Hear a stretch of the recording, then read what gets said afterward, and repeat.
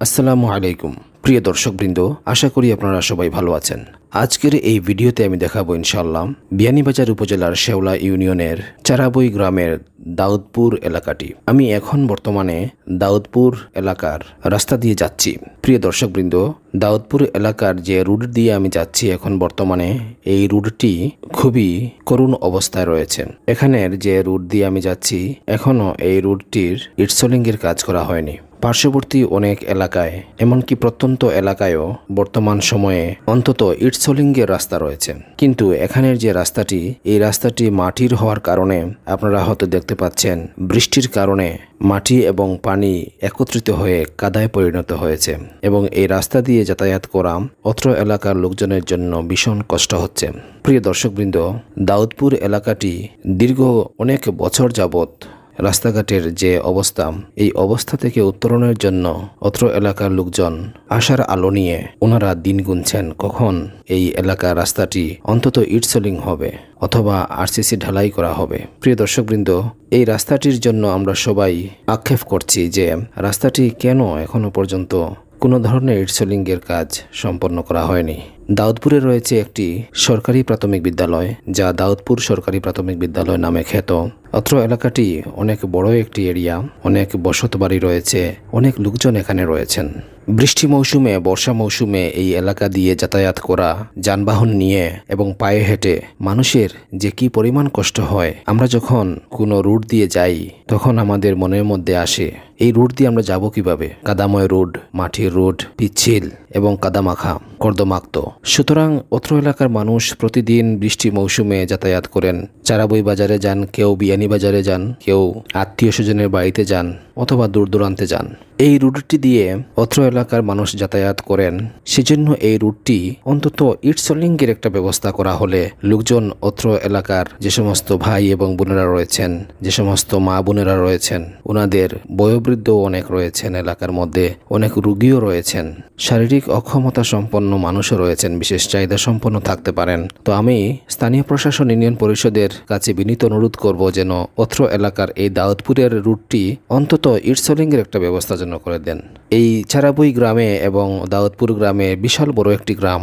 এই গ্রামের অনেক ভাই এবং বোনেরা রয়েছেন প্রবাসী জীবনে, কেউ আমেরিকা, কেউ কানাডা, তারপর কেউ বা ইউরোপের বিভিন্ন দেশে, লন্ডন, ইতালি, ফ্রান্স, মিডল ইস্টের বিভিন্ন দেশেও ওনারা রয়েছেন প্রবাসী জীবনে, যেমন দুবাই, কাতার, সৌদি আরব, কুয়েত। ইচ্ছা করলে ওনারা একটি ট্রাস্টের মাধ্যমে অত্র এলাকার প্রত্যেকটা রাস্তাঘাটের জন্য একটি বরাদ্দের ব্যবস্থা করে ইউনিয়ন পরিষদের বরাদ্দের সাথে সমন্বয় করে এই রাস্তাটি অন্তত 1 কিলোমিটার বা তার চেয়ে একটু বেশি হবে রাস্তাটির দৈর্ঘ্য, যদি একটু মেরামত করে দিতেন তাহলে অত্র এলাকার মানুষের উপকার হতো। আমরা আশা করব অদূর ভবিষ্যতে যেন অত্র এলাকার এই রাস্তাটি পুনঃমেরামত, মাটি ভরাট, আড়া দেয়া, অন্তত ইটসলিংয়ের একটা ব্যবস্থা করা হলে লোকজন স্বাচ্ছন্দ্যে তাদের যানবাহন নিয়ে যাতায়াত করতে পারবেন। একটি এলাকার উন্নয়ন নির্ভর করে তার যাতায়াত ব্যবস্থার উপর, আর যাতায়াত ব্যবস্থা যত ভালো হবে এলাকাটির উন্নয়ন তত বেশি মানুষের চোখে পড়বে, এলাকাটি দেখতেও সুন্দর লাগবে। আজকে বাইরের এলাকার লোকজন আসলে এই এলাকা দিয়ে ওনাদের বৃষ্টির মৌসুমে মাথার উপরে বৃষ্টি, পায়ের নিচে কাদা, কিরকম একটা অবস্থার মধ্যে ওনারা যাতায়াত করেন। আর এখানে যারা বাসিন্দা রয়েছেন তাদের তো প্রতিদিনই এই রাস্তা ব্যবহার করতে হয়। সুতরাং রাস্তাটি খুবই গুরুত্বপূর্ণ একটি বিষয় যে কোনো মানুষের জন্য, যে কোনো এলাকার জন্য। প্রিয় দর্শকবৃন্দ, অত্র এলাকায় চারাবই এরিয়ায় আমাদের 4 নম্বর শেওলা ইউনিয়নের 4 নম্বর ওয়ার্ডের চারাবই গ্রামের চতুর্দিকে 4-5টা বিল রয়েছে। এই বিলগুলো প্রতি বছর নিলামের মাধ্যমে একটি অর্থ সরকারের রাজস্ব খাতে গিয়ে জমা হয়। এই অর্থ থেকে কিছুটা অংশ যদি এ সমস্ত রাস্তাঘাটে প্রশাসন ব্যয় করার একটা ইচ্ছা পোষণ করত, তাহলে এলাকাটি এবং এলাকার রাস্তা একটু হলেও মেরামত করা সম্ভব হতো। তাই আমি প্রশাসনের বিভিন্ন নেতৃস্থানীয় ব্যক্তিবর্গের কাছে বিনীত অনুরোধ করব যেন বিলের যে পরিমাণ অর্থ প্রতি বছর সরকার রাজস্ব হিসাবে আদায় করে নেন, এটা সরকারের একটি প্রাপ্য, যেহেতু বিল এগুলো সরকার নিয়ন্ত্রণ করেন।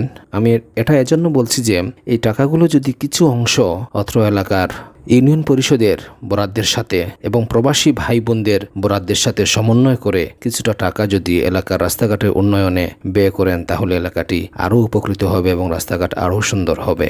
দর্শকবৃন্দ, ভিডিওটি জনস্বার্থে তৈরি করা, কোনো পক্ষপাতিত্বমূলকভাবে বা কাউকে কটাক্ষ করে বা কাউকে হেয় করে অথবা কারো মান সম্মান ক্ষুণ্ণ করে নির্মিত নয়। তাই ভিডিওটি আপনারা লাইক, কমেন্ট এবং শেয়ার করবেন। পাশাপাশি আমার এই ফেসবুক পেজটি ফলো দিয়ে রাখবেন যেন পরবর্তী ভিডিওগুলো আপনার কাছে পৌঁছায়। আর যদি আপনি আমার এই ফেসবুক পেজটি ফলো দিয়ে থাকেন তাহলে আপনাকে অন্তরের অন্তঃস্থল থেকে অসংখ্য ধন্যবাদ।